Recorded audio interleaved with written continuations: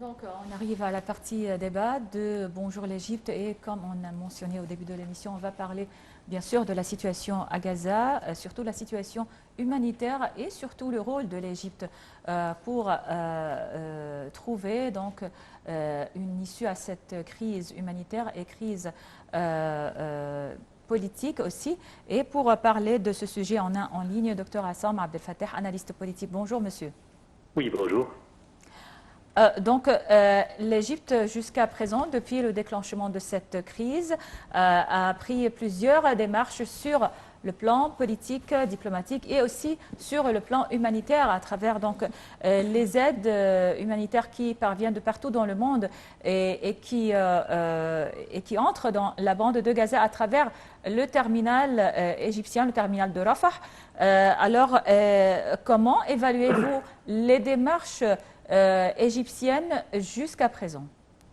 Enfin, certainement, on peut toujours percevoir ici un développement au niveau de l'envoi des aides alimentaires et aussi humanitaires, donc à travers le terminal de Rafah, et on voit les effets positifs actuellement. C'est vrai que jusqu'à maintenant, disons qu'actuellement ici les aides ou bien l'envoi de ces aides est un peu modeste, étant donné que Israël insiste justement à continuer son agression contre ici les Gazaouis, les civils à Gaza, et aussi il y a des restrictions. Mais on peut dire également que l'Égypte a exercé sur le plan diplomatique une pression à tous les niveaux, c'est-à-dire auprès par exemple des États-Unis, auprès aussi des instances internationales, et je pense que ça a commencé quand même à déboucher à des résultats positifs. Par exemple, l'Égypte est intervenue aussi pour envoyer justement des malades et aussi des civils qui ont été affectés par cette crise humanitaire. Il a ouvert le terminal de Rafah et aussi il a permis aussi de l'hospitalisation en fait de ces malades ou ces patients, c'est-à-dire les femmes et les enfants. Ça, c'est une chose. Deuxièmement, moi, ce qui m'intéresse peut-être, c'est, depuis le début, parce que l'Égypte est un pays limitrophe, en fait, de Gaza, on sait très bien, de Palestine, et aussi la Jordanie, et qu'on va aussi un développement, et on espère, en fait, que ce développement aussi porte ses fruits, afin de sauver tous les civils de Gaza.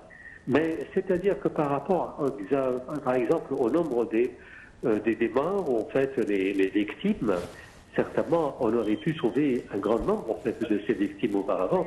Mais hélas, en fait, c'est Israël, l'obstination d'Israël, et aussi à travers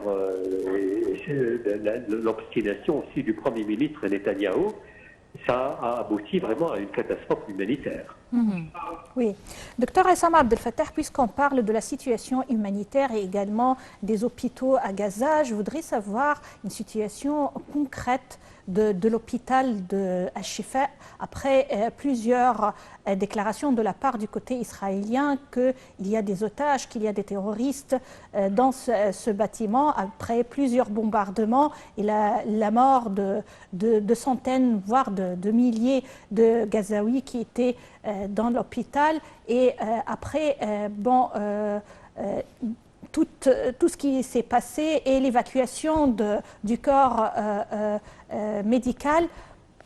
Bon, aujourd'hui, l'hôpital est hors service, pas d'otages, pas de terroristes dans ce bâtiment.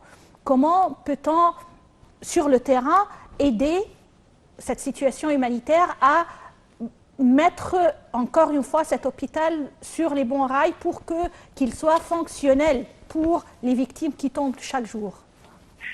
Moi, je ne pense pas en fait qu'il soit possible de le faire, étant donné que simplement l'hôpital a été complètement détruit. C'est-à-dire qu'on a besoin vraiment d'une collaboration, c'est-à-dire mondiale, hein, c'est-à-dire qu'on a même dans les journaux, comme vous voyez, la presse occidentale en fait est d'accord pour dire que il faut justement restaurer complètement Gaza. C'est très difficile, en fait. On sait très bien qu'Israël a besoin toujours de se servir d'un prétexte pour tout le monde pour continuer ses bombardements, son agression, ses assauts contre Gaza. Et c'est normal, c'est-à-dire Israël n'a pas prétendu en fait qu'il y a des équipements de Hamas, il y a aussi des centres, je sais pas, de gestion d'opérations de Hamas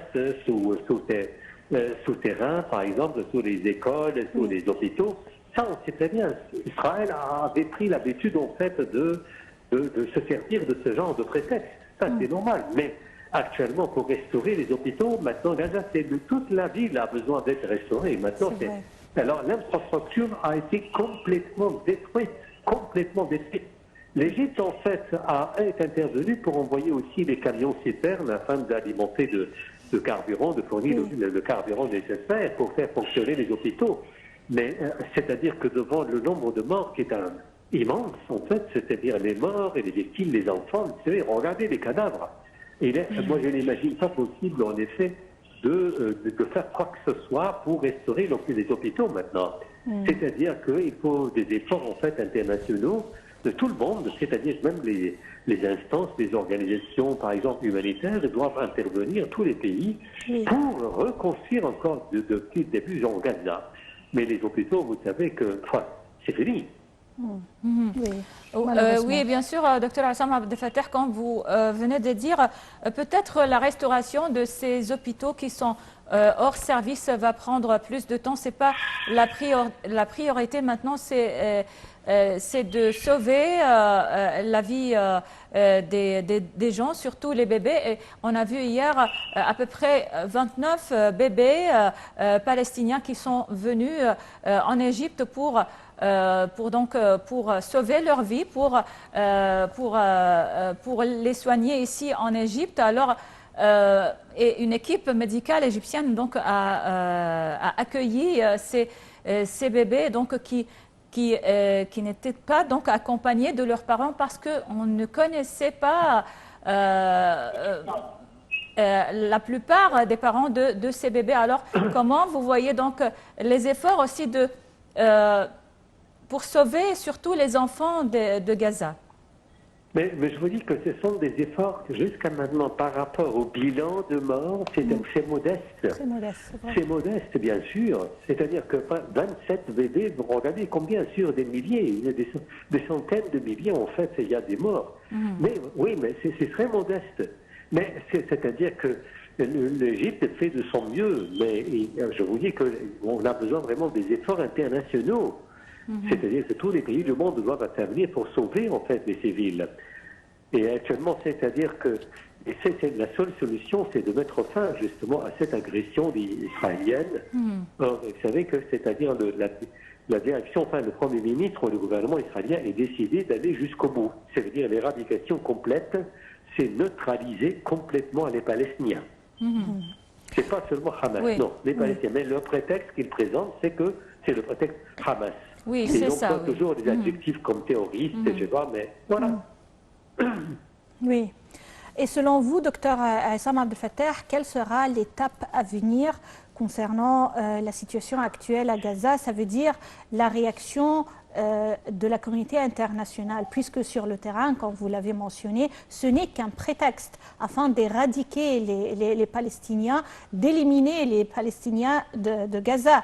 Alors, on attend à une réaction collective et une réaction officielle et également populaire, puisque ça touche tout le monde. C'est inhumain ce qui se passe à Gaza. Selon vous, quelle sera l'étape à venir afin d'arrêter ces hostilités israéliennes? Eh bien, on a appris en fait récemment de quelques sources, en fait, c'était sources américaines, c'est-à-dire Washington Post. C'était à titre d'exemple. À titre d'exemple, Washington Post fait remarquer qu'il y a actuellement des négociations en cours. C'est entre certainement des représentants, je ne sais pas, de Hamas à Qatar ou n'importe où, mais c'est-à-dire que pour une trêve, et en fonction en fait de ces négociations, là vraiment, et Hamas, Hamas semble-t-il, exprime sa disposition à libérer, je pense, 50 otages, contre également la possibilité de restaurer en fait les hôpitaux ou bien de sauver aussi les civils de Gaza. Mais je ne sais pas. C'est-à-dire que ce n'est pas jusqu'à maintenant certain, ça n'a pas été confirmé, mais la seule solution. Et en fait, Netanyahou, en effet, c'est lui qui refuse toute idée de trêve. Et c'est-à-dire, il estime que si on accepte l'offre de Hamas, ça veut dire Hamas, donc, c'est pour nous, c'est une reddition. Hamas, donc, c'est Hamas qui a gagné. Il dit ça, mais il y a toujours des négociations parce que, en fait, l'administration américaine exerce une pression sur Israël, actuellement. Et parce qu'il y a des manifestations aux États-Unis, en Europe. Oui, autour du monde, oui. Docteur Assam Abdel Fattah, une dernière question donc, concernant les efforts diplomatiques. Et voilà, donc, comme vous le savez, le chef de la diplomatie, Sameh Choukri, et un nombre de ministres des Affaires étrangères arabes et de l'OCI, l'Organisation de la Conférence islamique, qui font une tournée dans les pays membres du Conseil de sécurité de l'ONU.